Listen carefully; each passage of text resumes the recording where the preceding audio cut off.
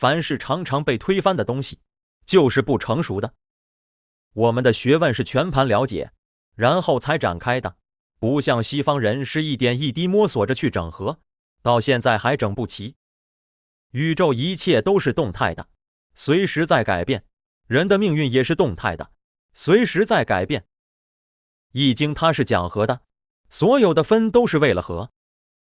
任何事情，你用的合理，它都有价值。每个人都要有方法来了解自己，因为了解别人很容易，了解自己很难。易经里面是没有好坏的，好会变坏，坏会变好，意思就是好就是坏，坏就是好，因为好的里面有坏的因素，随时会发生的，坏的里面它也有很多好的因素，它会随时翻过来，把所有坏的成分统统取代掉。一个人如果做到没有人把他当作对手，这个人根本就没有价值。易经告诉我们怎么样去用钱，8个字：当用不省，当省不用。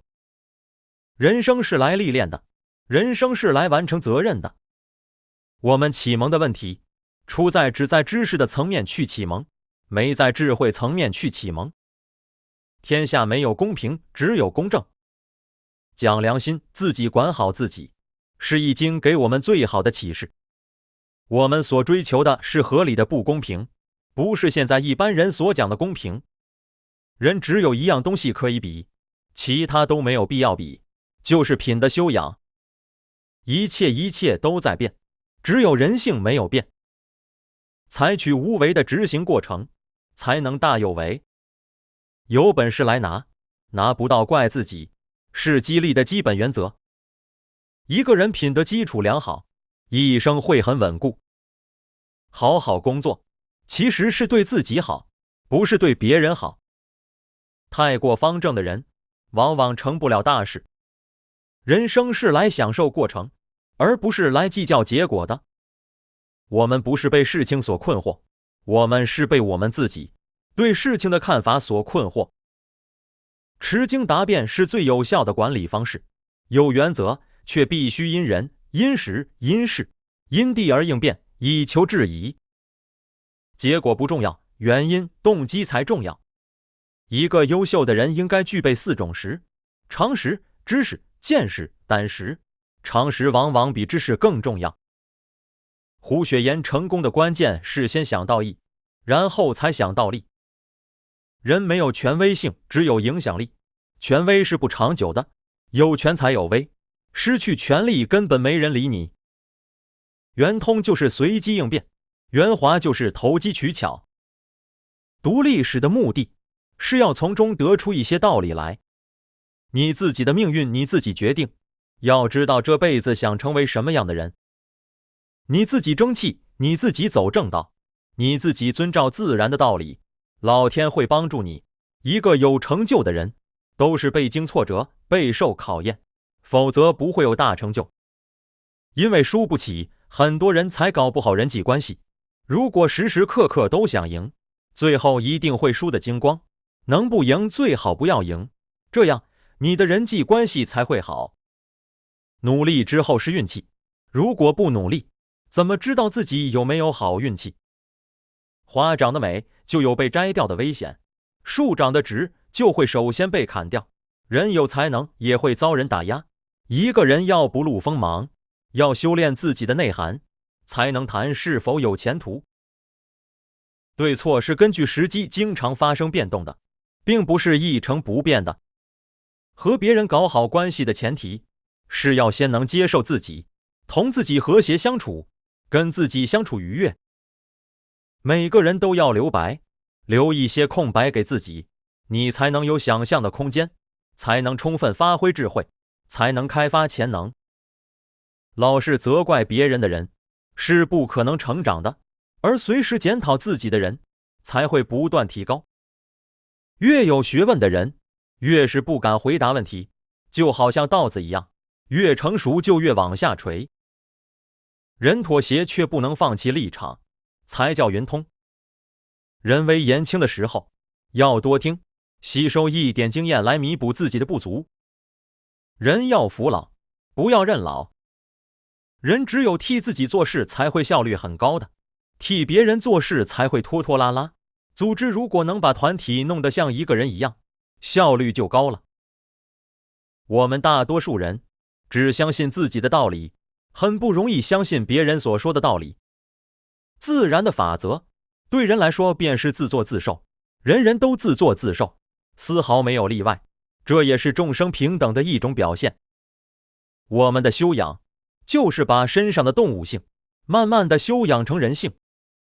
只要走正道做正业，即使不赚钱甚至亏本，老天也会在别的地方给予补偿的。圣人不分善与不善，为什么？因为善会变不善，不善也会变善。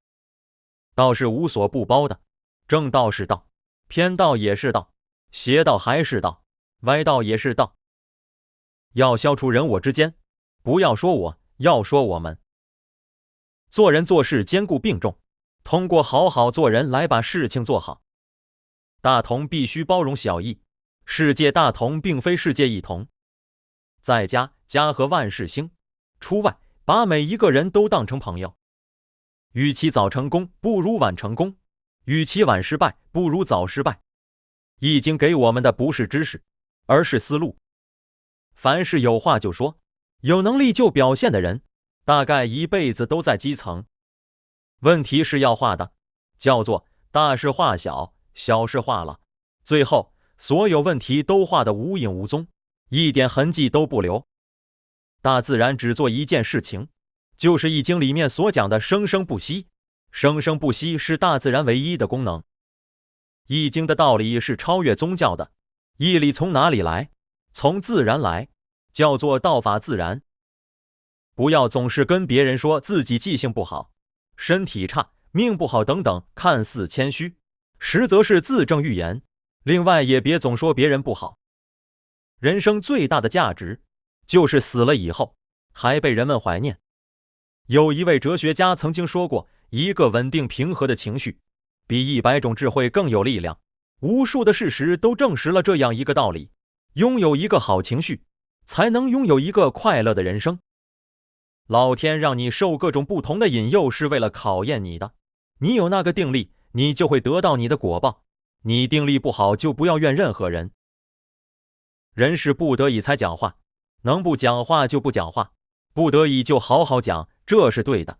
有机会就乱讲，那你就完了。不要对子女有过分的奢望，人一生下来就不一样，有上智、中智、下智。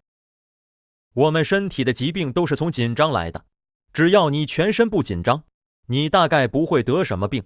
所以要想办法让自己放松，不要总是恐惧。你想让一个人听你的话，最好的办法就是让他开心。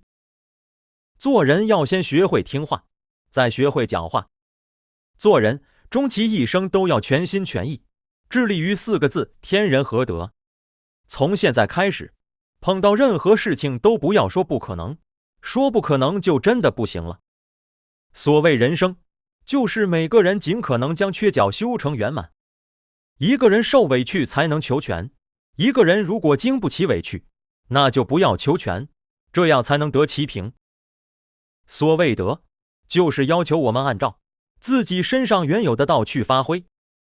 道之在天地叫做道，在人身上就叫做德。如果我们表现得合乎道的要求，那么就叫上德；如果表现得不合乎道的要求，那就叫失德。如果一个人积德多，福分够，碰到任何困难都会很容易克服。命运就是性格，性格决定命运。要跟比你强的人在一起，才能有所收获，学到东西。积善之家必有余庆，积不善之家必有余殃。做人应该只问耕耘，不问收获，因为收获不是自己能掌控的。人不为己，天诛地灭的正确解释。如果人类不了解人之所以为人的人性，如果人类不能够坚持人性，人就毁灭了。这句话不应该再被人们长期的扭曲下去了。信用是一个人的第2性命，人无信难立于世。一个人的信用很重要，信用是自己坚持出来的东西。家常饭菜最养人，头只能上下左右动，不可摇动。